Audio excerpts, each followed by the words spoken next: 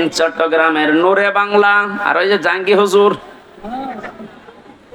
এমন পিটানি খেয়েছে, ইসলামের নাম নিয়ে শয়তান গুলো আল্লাহর নামটা পুরা পাল্টিয়েছে।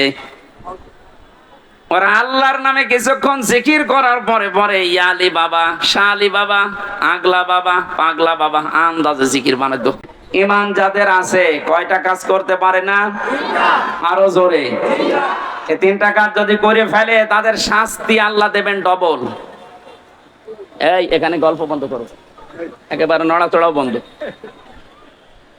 ওয়াল্লাযীনা লা ইয়াদউনা মা'আল্লাহি ইলাহান আখার।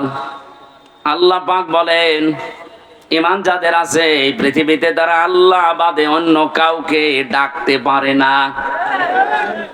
এটা অন্যান্য জেলার কথা বাদ দিলাম, আমাদের জেলাতে এখন আস্তে আস্তে তৈরি হয়েছিল রাষ্ট্রীয়ভাবে, অনেকে নিজের অর্থ দিয়ে হলেও এই কাজটা প্রতিষ্ঠিত করার চেষ্টা চালাচ্ছিল।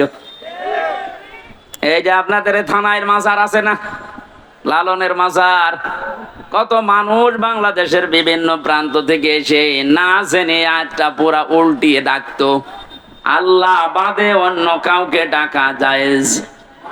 আরো জোরে। আপনি বুঝে ডাকেন আর না বুঝে ডাকেন, আপনার শাস্তি ডবল হবে যদি এখনো বন্ধ না করেন। বাংলার বিভিন্ন প্রান্তে গণাটা এখনো পর্যন্ত অনেকে জারি রেখেছে। গত পরশুদিন চট্টগ্রামের নূরে বাংলা আর ওই যে জাঙ্গি হুজুর এমন পিটানি খেয়েছে, ইসলামের নাম নিয়ে শয়তান গুলো আল্লাহর নামটা পুরা পাল্টিয়েছে। ওরা আল্লাহর নামে কিছুক্ষণ জিকির করার পরে পরে ইয়া আলী বাবা, শাহ আলী বাবা, আগলা বাবা, পাগলা বাবা আন্দাজে জিকির বানাতো। তাহলে কোরআনের আয়াত অনুযায়ী আল্লাহর পাশাপাশি অন্য কাউকেও যারা ডাকে তাদের শাস্তি হবে ডবল। আরো জোরে। কি সুন্দর ভাবে মিলিয়েছে দেখেছেন। কোরআনে কারীম জানিয়েছে ওয়ালিল্লাহিল আসমাউল হুসনা ফাদউহু বিহা ওয়া যারুল্লাযীনা ইলহিদুনা ফি আসমাই ইলা আখির আয়া। সূরা আরাফ 9 নাম্বার পারার 13 নাম্বার পৃষ্ঠার 5 নাম্বার লাইনে আছে, এটা 179 নাম্বার আয়াত। আল্লাহ পাক বলেন আমি আল্লাহর অনেক সুন্দর সুন্দর নাম আছে, যে নামে পারো আমাকে ডাকো, কিন্তু সাবধান, আমার নামের সাথে যারা ইলহাদ করে, আমার নামকে যারা পরিবর্ধন করে দেয়, নামের সাথে উল্টা পাল্টা কিছু জুড়ে ডাকে, তাদের সাথে ডাকবা না। আমি এত গভীরে যেতাম না, শুধু রেকর্ড হচ্ছে কারণে বলছি, সারা দেশে কালকে ছড়াবে। আপনারা সাবধান। ঈমান যাদের আছে তারা যেহেতু তিনটি কাজ করতে পারে না, আর তারা যদি করে ফেলে তাদের কিন্তু ডবল শাস্তি হবে।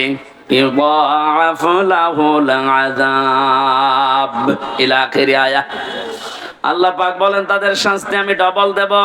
1 নাম্বারের গোনা পেলাম যারা আল্লাহর সাথে অন্য কাউকে ডাকে।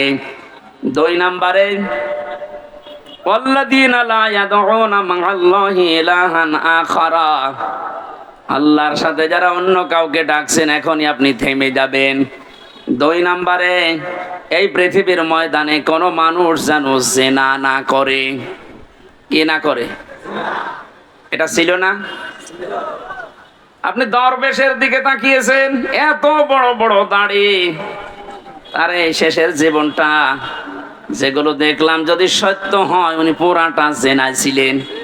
কারণ যে স্বামীর কাছ থেকে তার স্ত্রীকে কেড়ে জোর করে বিয়ে করেছে, ও আসল স্বামী তো এখনো তালাকি দেয়নি।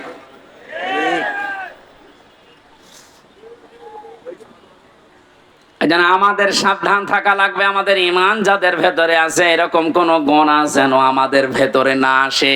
মুমিন মরে যেতে পারে কিন্তু জিনা করতে পারে না। শুধুমাত্র লজ্জা স্থানের জেনাটা জেনা না, হাতের জেনা আছে, মুখের জেনা আছে। হাতের জেনা কি? কোন বেগানা মহিলাকে আপনি হাত দিয়ে যদি স্পর্শ করেন জেনা করার গুনাহ হবে। চোখ দিয়ে যদি ওই রকম নিয়তে দেখেন তাহলে জেনা করার গুনাহ হবে। অন্তরে যদি ওরকম কোন ধারণা নিয়ে আসেন জেনা করার গুনাহ হবে। জেনা করলে শাস্তি কয়টা বললাম? ডবল। বলেন, আরো জোরে বলেন। আমরা যেন মেনে নিতে পারি এরকম মন মানসিকতা আল্লাহ আমাদের দান করুন। বলেন আমিন। আমাদের নবী মুহাম্মদ রাসূলুল্লাহর উপরে যাকে আল্লাহ পুরা কোরআনে বিশেষ ভাবে 7টা নাম ধরে ডাক দিয়েছিলেন, তার এক নাম্বারে নাম ছিল ইয়াসিন। নাম কি? এখানে কুমারখালী ফাজিল মাদ্রাসা এবং আশপাশের দাখিল আলিম মাদ্রাসার কত সুপার সহ সুপার মাওলানা বসে আছে। ইয়াসিন এটা আল্লাহর ঘোষণা দেওয়া শব্দ। ইয়া হরফে নেদা, ইয়া মানে হে, সিন মানে সাজ্জেদ, সাজ্জেদ মানে নেতা। তাহলে আল্লাহর ঘোষণা দেওয়া নেতা এই পৃথিবীতে মাত্র একজন। কয়জন? এ শব্দের ব্যাখ্যা করতে গিয়ে তাফসিরে কাবির আল্লামা ফখরুদ্দিন রাজি রহমতুল্লাহ আলাইহি লিখেছেন, ইয়াসিন শব্দের 5টা অর্থ আছে। ইয়াসিন মানে সাজ্জেদুল আলামিন, সাজ্জেদুল বাশার, সাজ্জেদুল কাউনাইন, সাজ্জেদুল আম্বিয়া, সাজ্জেদুল মুরসালিন। তার মানে আল্লাহ বোঝাতে চেয়েছেন পৃথিবীর মানুষেরা যদি মনে করো যে আমি পৃথিবীতে বাস করি, নবীকে আমার মানাই লাগবে, অন্য কোন জগতে গেলে আর মানা লাগবে না। না, ইয়াতানাজ্জালুল আমরু বাইনাহুন্না, প্রত্যেকটা আসমানে আমার আল্লাহর বিধিবিধান নাজিল হচ্ছে। ওই সমস্ত সৃষ্টির জন্য আলাদা বিধান আছে। কেউ যদি মনে করে আমি মঙ্গল গ্রহে বাস করি, আমি চাঁদের দেশে থাকি, আমার তো ওখানে নবীকে নেতা মানা লাগবে না, আদর্শ মানা লাগবে না। না, এই জন্য সাজ্জেদুল আলামিন দিয়েছেন বহু বচন। আপনি যে কোন গ্রহে বাস করেন না কেন, সেখানে মুহাম্মদ রাসূলুল্লাহকে আপনাকে নেতা মানাই লাগবে। এই শব্দটা আমি কয়েকবার উচ্চারণ করলাম, খেলা করার জন্য না। আলেমরা বসে আছে, আহ্বান জানাচ্ছি তাদেরকে। আল্লাহর ঘোষণা দেওয়া নেতা যেহেতু একজন, এই জন্য এই নেতাকে মেনে নেওয়া নামাজের মতো ফরজ। এই কথা বলেন। এটা যারা ঠিক করতে পারছেন না, আপনার নামাজ হবে না।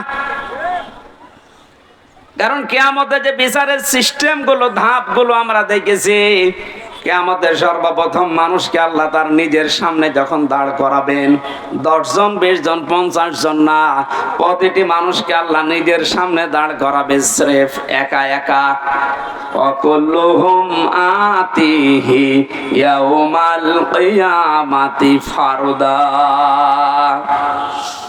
আল্লাহ পাক বলেন সূরা মরিয়মের 95 নম্বর আয়াতে আছে, কিয়ামতে প্রতিটি মানুষকে তার সামনে আল্লাহ দাঁড় করাবেন স্রেফ একা একা।